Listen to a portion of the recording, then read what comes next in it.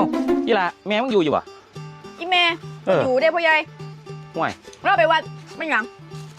โอ้ยพ่อใหญ่ว่าจะเอาเงินค่าเลี้ยงมาให้ข้างงวดบ่หันนี่ถ้าเลยบ่ห่วยโอ้ยมึงเป็นผู้หญิงผู้หญิงมึงก็นั่งเอาดีๆนี่มันหยังตรงสินตีนสินนั่นเห็นกางเกงในเบิดแล้วนั่นดีได้พ่อใหญ่บอกคันผู้อื่นมานี่เขาบ่บอกมึงเด้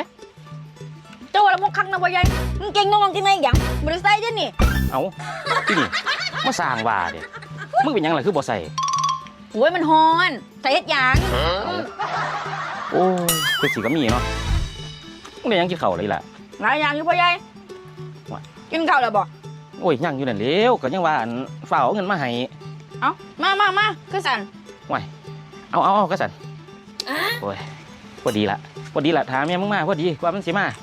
พอดีละเดี๋ยวมึงสิเอาเงินไปใส่เหรียญก่อนเบาซื่อกินอีหลีจนยังก็บ่เอารถพ่อใหญ่เดี๋ยวข่อยสิไปเอาจานให้ดอกเอานั่งท่าเด้อยังอันนี้เข้าต้น